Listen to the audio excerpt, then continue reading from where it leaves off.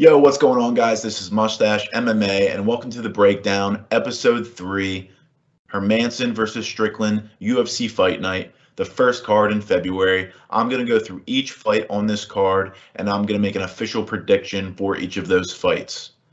So before we get into that, it's important to note that my selections on each of these fights have nothing to do with odds. So if you're looking for any bets at all, I will have a video later on this week, best bets that I'll place on this card, the action that I'm going to have, and I also have parlay plays, a couple action on some parlays that you'll see me play as well. So check those out later this week if you're interested in looking at any of my bets.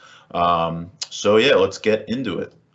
Before we get started, I'm just going to go through my results of the last week's card, UFC 270, Gane versus Ngannou.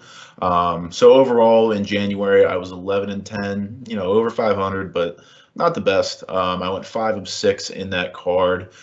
So losses in Justivicius and Demopoulos, wins in Frivola, Gravely, Della Maddalena, losses in Henry and Morales, wins in Nurmagomedov and Pereira, and losses in Figueiredo and Ngannou.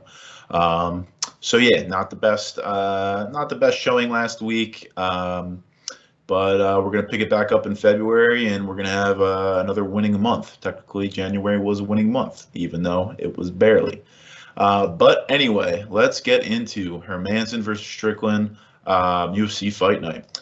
So first fight on the card, we have Malcolm Gordon versus Denis Bondar. So breaking down Gordon really quick, he's a pressure fighter. He's always going to be kind of trying to get the advantage in the cage, pushing forward if he can.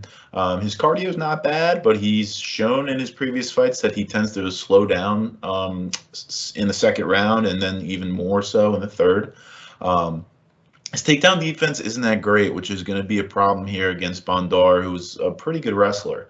However, when he does get taken down, he's pretty aggressive on bottom. He's throwing, trying to get submission attempts locked in.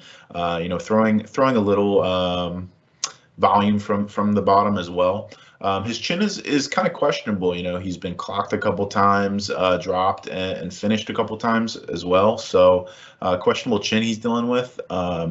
He tends to struggle with opponents who have good hand speed, and his striking defense is kind of poor, to be honest. He really does get lit up a lot on the feet, and on top of that, he's pretty reckless with his striking on the feet. Big looping shots, not really, kind of just throwing haymakers, not really technical, not having a good guard on the feet at all. So yeah, I don't really love Malcolm Gordon in this one. But to break down Bondar really quick, he has really, really good wrestling. He has good takedowns with that as well. He's also a pressure fighter, and I believe he's probably going to pressure Gordon rather than Gordon being the pressurer. He's really good top control. So once he gets you to the ground, he's able to keep you there. He's able to, slowly work on his position. He's really good ground and pound as well. So when he does get to a decent position that he likes, he's going to let his hands go and damage you a little bit, soften you up. He has really good submission defense. So again, we said Malcolm Gordon, he's very active from bottom. He's going to be looking for submissions when he's on his back. And Bondar has shown that he's very good at being aware of those submissions that are being attempted, and he kind of gets out of them. And then Bondar, his cardio seems to hold up as well. He's had a couple late finishes in the second and third round, I believe. So his cardio isn't, too terrible. It seems to hold up where he can push a pretty good pace. So official pick here is going to be Denis Bondar. Moving on, we got Danilo Marques versus Jailton Almeida. So Marques, a high-level grappler, very good. What he wants to do is get this to the ground, but he wants to be the one on top.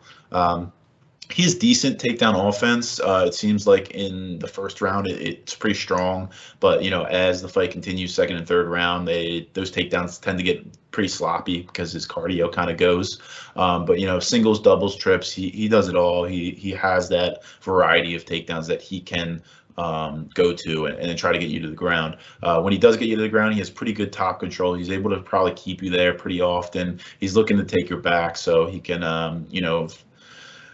soften you up and then try to get that rear naked choke. On the feet, he's really bad on the feet. He doesn't have really good striking at all. He throws very low volume. He's really only just throwing strikes out there to kind of mix in a takedown, get you to the ground and submit you, or do a little ground and pound. And his cardio too, like I said before, it's just super questionable. I mean, he can't really seem to put up a good pace fight, and he seems to gas pretty easily and get very tired. Moving over to Almeida, he's a really strong guy, super explosive. He's a great grappler. I know he likes to compare himself. He's got the Khabib style, I know he likes to say. Good takedown offense, doubles, singles, trips, same thing like Danilo Marques. He has kind of a wide arsenal of takedowns that he can use. Like he's saying that he has that relentless pressure like Khabib does. So he's constantly going to be in your face, constantly shooting takedowns, constantly in the clinch, making you work tirelessly. His strikes, there wasn't a whole lot of tape on his strikes, to be honest, because he usually tries to go for takedowns and get you to the ground, put you in the clinch. But from the few strikes that I've seen, they seem very quick and very powerful. But again, it's hard to tell. And then also on the ground, super good heavy ground and pound that he has, and he's able to put you away with that.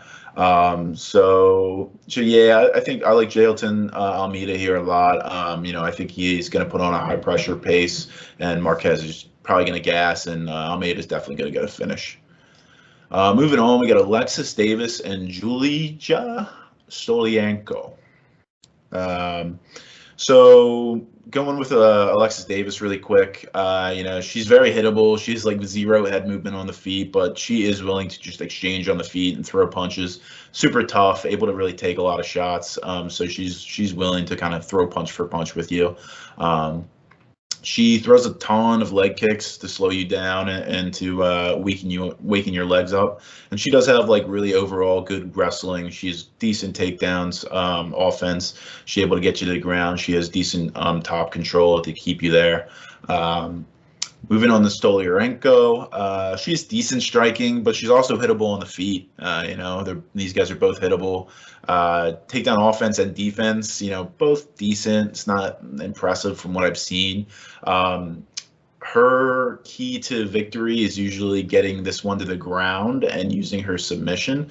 She's very good submission offense on the ground, generally when she's on top.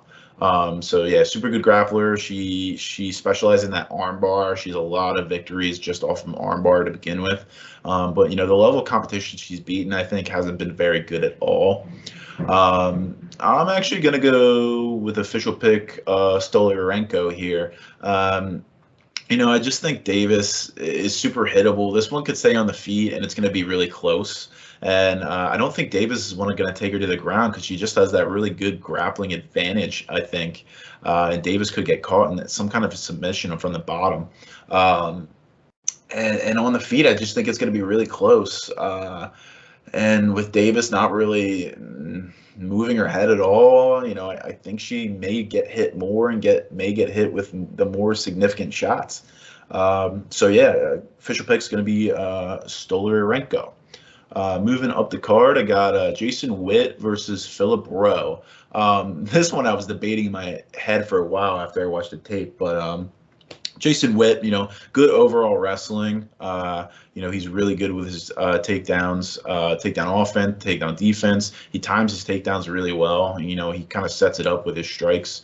His striking though, he has actually decent power. He hurt a couple guys previously in his couple of his fights, but it's not really technical, just mainly like big looping shots. Kind of uses it just to time the takedown and get you off balance. Really good top control when he gets you down. He's usually able to keep you there. If not, he's pressure chest to chest, kind of glued to you. His big disadvantage here, I guess you could say, is a really questionable chin. He's been knocked out in under 30 seconds twice. He's been rocked in, I believe, his 2 wins. He's been rocked before as well and almost put away. His last fight, he was almost put away in the 3rd round. It was really close. I almost give him at 10-8, and that fight would have been a draw, but instead he got a majority decision win. His cardio is super questionable as well. All that wrestling that he does, he ends up just kind of gassing himself out, and he slows down in the third. But man, he's got heart though. Like he's not gonna go down if he can. So he's gonna give it his all, but he definitely slows down in that third. And then on the feet again, he's super reckless when he tries to close the distance at times with the strikes. So that could be an opening for Rowe to kind of really get a good counter in there. Rowe, he's going to have a really significant reach advantage here. 10.5 inches, which is crazy. So it's going to be really hard for Jason Witt to close the distance. Rowe, he's really good combos. His takedown defense is okay. He's got a pretty good chin. He's really good submission defense, actually. So, I don't see Witt being able to put him away with any kind of submission. He rolls actually with Rodolfo Vieira and Ronaldo Souza, who are really, really high-level BJJ black belts. So, I think he's been put through that in practice a lot. So I think he's really good with the submission defense. He's really good cardio. On the feet though, he's shown that he's pretty hittable. His striking defense isn't the best, but he does throw a lot of high volume. So that kind of makes up for it a bit. Official pick here, I'm actually going to end up picking Phil Rowe. I was leaning Jason Witt early on, but I'm going to switch it to Philip Rowe. I think that long reach is really going to be a problem for Jason Witt, trying to close the distance, trying to get the wrestling involved. If Witt doesn't get the wrestling involved, he's toast. I think he may be able to get it early, but I think he's going to tire out. Rowe's going to be, on the feet, looking to land his combinations, looking to land counters. When Jason Witt closes the distance, he's not going to, have success with that. I think Rowe's going to piece him up. And potentially you could even lock in some kind of a guillotine with Witt kind of throwing a lazy takedown in there. I like Phil Rowe in this one, and I kind of like him by finish. Moving up the card, we got Marc-Andre Barriault and Chidi Njokuani. Starting with Barriault, he has really good cardio. Really, really good cardio. He puts on doesn't put on the highest pace, but he has a strong 3-round showing every time, and he never looks like he gets tired. He's a pressure fighter. He actually does throw high volume. Scratch that. He does throw high volume as well. He's good takedown defense. He scrambles well, and when he does get taken down, he's really able to get back to his feet pretty quickly. So it's hard to keep him there. On the feet, he's pretty hittable, but he does have a good chin. His technical striking it's okay, but he does throw high volume. So, he does land a good amount of shots just because he's throwing a high number of strikes to begin with. But with comes that, he's super hittable on the feet. He's susceptible to those counters, but he does show a good chin to counter that. Njokuani, he's got power in his hands, man. This dude's got some major power. He's really strong. He's really good in the clinch, and he likes that clinch and putting you up against the fence and drilling you with knees. And he's decent takedown offense. And when he gets you there, he has pretty good top control. He's able to keep you there and really hurt you with some big ground and pound. He's really long as well. He's got an 80-inch reach, and I think a pretty good advantage. He has 7-inch advantage here. So he's going to have that long reach and distance for him as an advantage. He has really good cardio. I don't think his cardio is as good as Barriault, but he does have pretty strong cardio for at least 2 rounds. He probably does slow a little bit more in the third, but he is able to kind of, manage himself a bit. A big problem for him, though, is if he ends up getting taken down, he's not really great off his back at all. He's not going to throw up any kind of submissions. He's not going to throw a whole lot of volume on his back, but he's going to slowly try to, walk his way to the fence and try to get himself back up. But, he's not really great off his back. Official pick here, I'm actually going to pick Chidi Njokuani. I think on the feet, he's going to be a problem for Barriault. Ooh. And I just think he's probably the better striker. He may be able to even finish him here because he does have that power. So yeah, official pick, Chidi Njokuani. Next fight, going to be Hakeem Dawodu, Mean Hakeem, versus Mike Trizano. Dawodu, he is really, really technical on the feet. He has really good striking, and he's really good striking defense. Not a lot of folks can really get some good, clean shots on him. He's a pressure fighter. He's constantly walking you down, looking to engage in a brawl. He's really good counters. He throws high volume, really good cardio, and really good chin. He's hard to put away. He has really good takedown defense as well. Also really good submission defense. And when he does get taken down, he's pretty calm and composed off his back. He knows what to do. He doesn't freak out. He doesn't put himself in submissions to begin with. And, even if guys are looking for that, he's good at defending. Generally, he's just kind of calm, composed, and waits for opportunities to get himself his feet on the hips, push off, and get back to his feet. Trizano, he's also a pressure fighter, kind of plodding forward pressure fighter. He's really good chin, also really good cardio. He's good striking defense as well. He's really patient with his striking. He's really waits for the openings to come, which at times that tends to lead him to have low volume output. And it's Trizano is also really calm and composed on the bottom. If he gets taken down, he's not really worried too much, and he's good submission defense, able to defend those off, and kind of just looks to get back to his feet. I don't really think this one will hit the ground. If it does, I think it'll just be there for a bit and come back to the feet. I like Hakeem Dawodu here. I think his striking overall is just better. He's going to throw more volume, and that's going to look better in the judges' scorecards if he doesn't put Trizano away. So official pick is going to be Mean Hakeem Dawodu. Moving up the card, we got Miles Johns versus John Castaneda. Johns is a super good boxer, man. He's got really nice jab. He's also got good power shots. He works in the body really well as well. He's hitting the head, he's hitting the body. He mixes it up and makes you think about it. He's really good at closing the distance. He's decent wrestling. His takedown offense is all right. He might throw a takedown in there every now and then. But he doesn't really like to go there. He likes to stay on the feet. He has actually pretty good striking defense as well, so it's hard to hit him with good shots. He's that high guard, hard to clock him in the head pretty good and knock him down. He can fade in fights if he's pressured and a high volume, high pace is put on. But he's not going to gas hard. It's just he's going to slow down a bit, and he's not going to be as what he looked like in the first round, like any fighter. But he's going to fade to the point where you can obviously notice that the power is not there as much, the speed's not there as much, kind of thing. Castaneda, he's also a pressure fighter. He gets in your face. He wants to brawl. Although when he does that, he's super hittable, but he does have a good chin to back it up. He has good counters, but sometimes he's too patient waiting for those counters, just waiting all day for somebody to throw something that he sees and trying to throw that counter on there and get a strike and get his opponent wobbled a bit. His striking overall is pretty good, though. I don't think it's too bad. I think it's pretty technical, and I think he does have power to be able to put guys away as well. He has pretty good combos as well. His last fight, he threw a good combination together to finish a veteran in Eddie Wineland.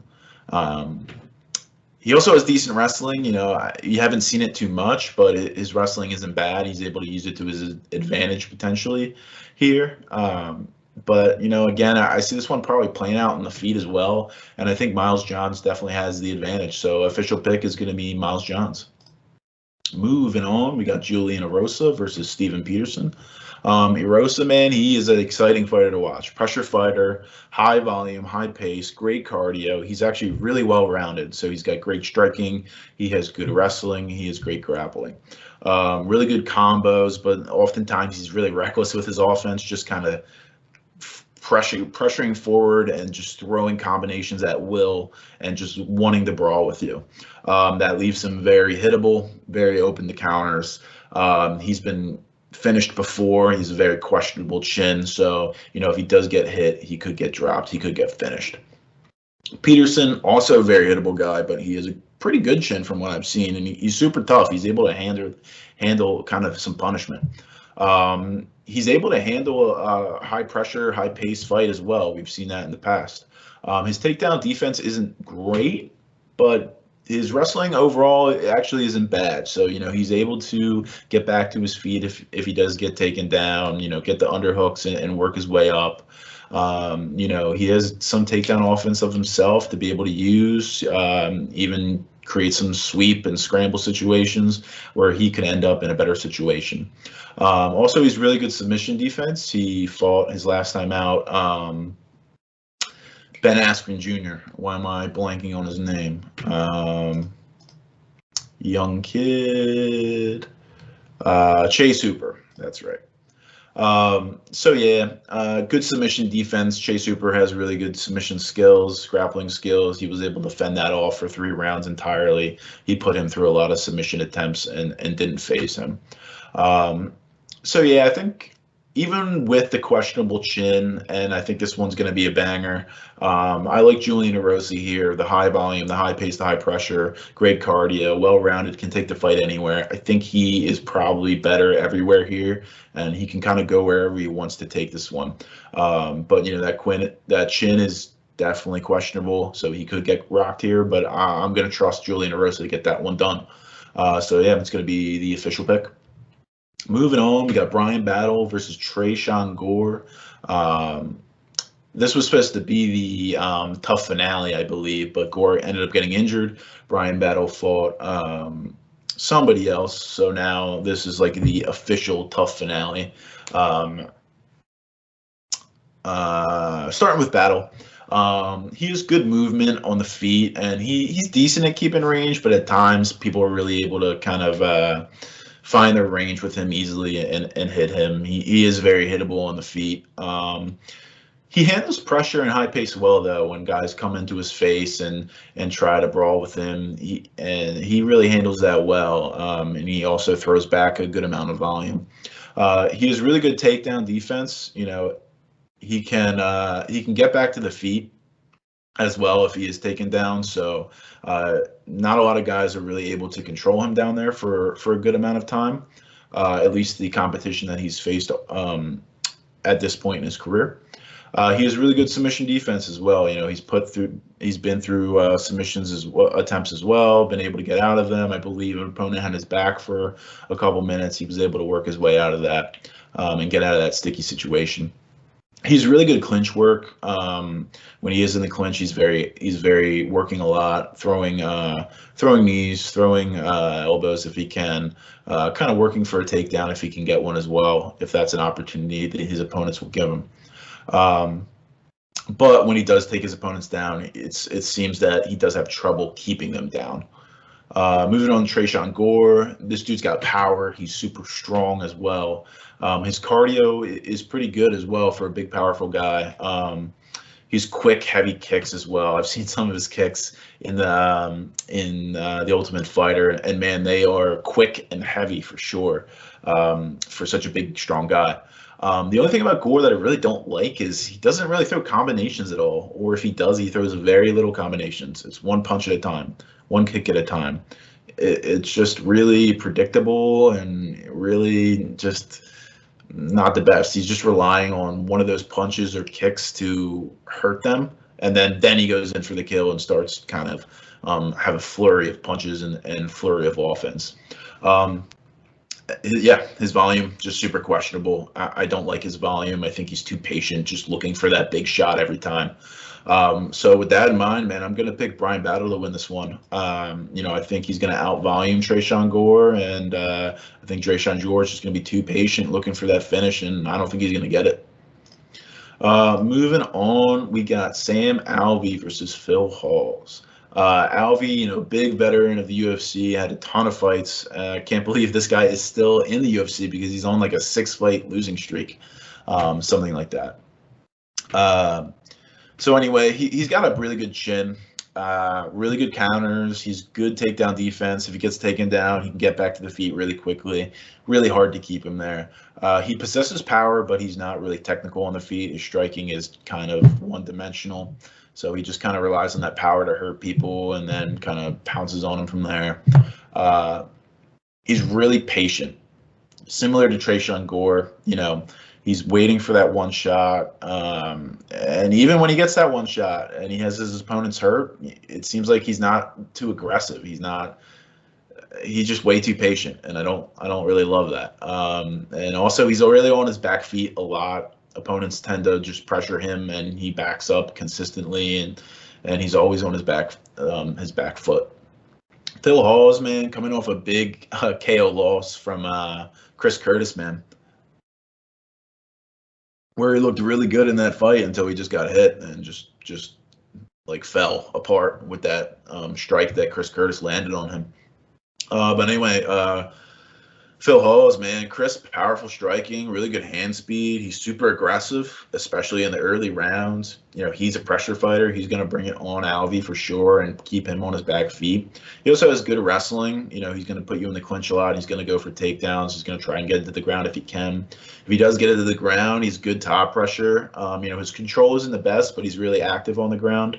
He's going to throw a lot of ground and pound at you. He's going to look for submissions and chokes if he can get there to those positions. His cardio is much improved since the start of his UFC career. His cardio has shown that he can go 3 rounds, a tough 3 rounds the whole time. Big thing for this guy, obviously, like I said in the beginning, very questionable chin. Nasruddin Imanov almost finished him in the 3rd round, very close to being finished. Chris Curtis, like I said, 1st round, he just got hit with pretty much 1 shot and he was pretty much done. It's tough to trust Phil Hawes here. Sam Alvey could put him away, but I just think Phil Hawes is going to have a comeback one here. He's going to be more patient, more aware, but he's not going to be maybe as aggressive, and he's going to be able to pick Sam Alvey apart and probably get the win here. So official pick is going to be Phil Hawes. All right, next fight we got Shavkat Rakhmonov, and Carlston Harris. So Rakhmonov, I'm just going to say, super well-rounded fighter. I mean, this guy's undefeated, and there's a reason for that. He's good everywhere. He's also a finisher, constantly finishing his opponents with either strikes or some kind of submission. He's really, really good cardio. He puts on a high pace as well if he can. That cardio lasts all 3 rounds, and he's dangerous for all 3 rounds. He's really great ground and pound. If he gets you down, he's going to be looking for that ground and pound and really hurt you down there. Super big knees up the middle constantly. He throws those a lot, and they're powerful and they're quick. And, if they catch you on the chin, you might go down. Super tight guillotine as well. He does pull guillotines if he wraps your neck and it's really tight. He has choked a couple guys out with that. Good takedown defense as well. Opponents have a tough time taking him down, and also really good striking defense on the feet. Good guard, keeps the distance well, is able to make his opponents miss. Harris here, he has really good powers, but they tend to be like big looping shots. So really open the counters there. He's really strong. He's some pressure wrestling, so he's going to wrestle you. He glues to you, constantly on you, constantly going for level changes, trying to take you down, put you up against the cage, make you work. He's really good in that clinch as well. He throws a lot of volume, and he's looking to level change, make you think. He's really good at his body lock takedowns. If he does get 2 underhooks and connects, he's able to do some kind of trip or throw or pick you up and get you to the ground. If he does get you on the ground, he's really good positioning on top. He doesn't really look for submissions right away or to go ground and pound right away. He's really patient down there. He makes sure he holds you down. He slowly works his way to a better position to where then he can control you better. And then he's going to start laying some ground and pound on you, laying some submission attempts on you if he's in the right position. So with that said, I still like Rakhmonov here. He's just so good everywhere. And, Carlston Harris, I think he's got a big disadvantage on the feet. And I think Rakhmanov's going to take advantage of that. So, yeah, official pick is going to be Shavkat Rakhmonov. Co-main event, we got Punahele Soriano from Hawaii and Nick Maximov. He is out of the Diaz camp for you Diaz fans out there. So Soriano, man, he's got really good power in his hands, good combinations as well. He's really good striking, and that power is super dangerous, especially early. However, he is technical on the feet as well, but sometimes he can get out of hand and just throw some big looping shots. If he's able to really keep that technicality in place, he could be a really threat in this division, especially with that power. His wrestling is decent, as well as his BJJ. So he's able to wrestle, he's able to grapple if he needs to, but his main point of emphasis is definitely the striking. He's really tough. He's got a really good shin. He can get clipped and he doesn't get phased. His cardio is good. It's decent, but he definitely does fade in the second and third round. But he is always looking for a finish in those rounds. So he could finish you in the second or third, but it's just he does fade. He doesn't look as good as he does in the first.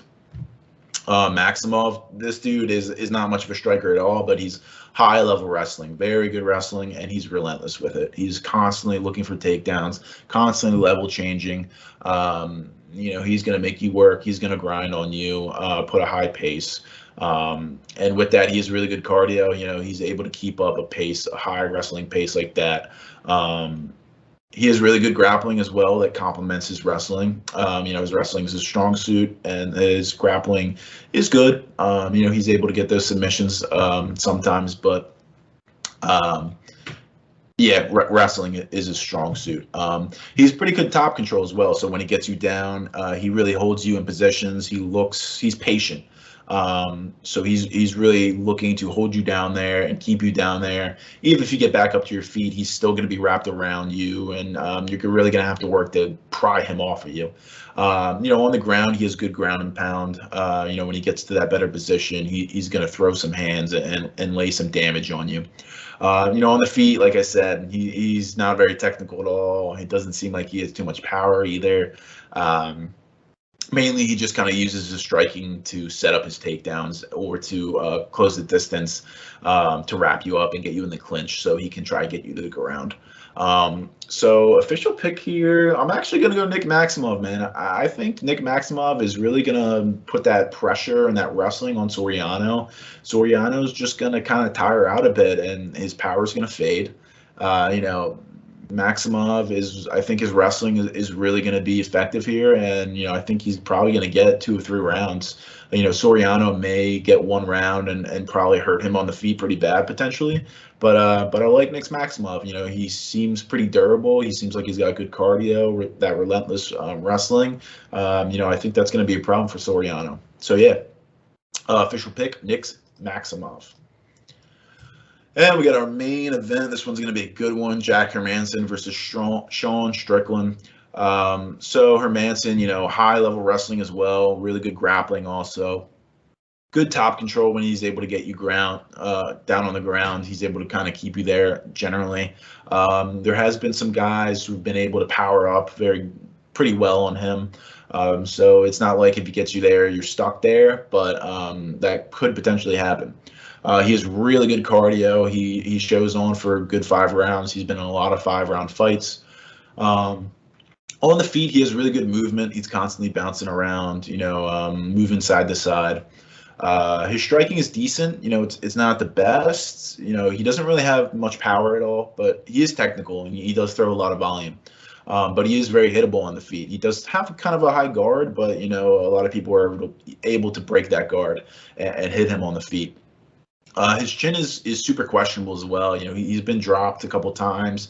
He's been finished by 2 heavy strikers, by Jared Cannonier and Thiago Santos. So, those guys got some big power in their hands. And it's not like he got knocked out and knocked out cold. But he got hurt and just put away after some follow-up punches.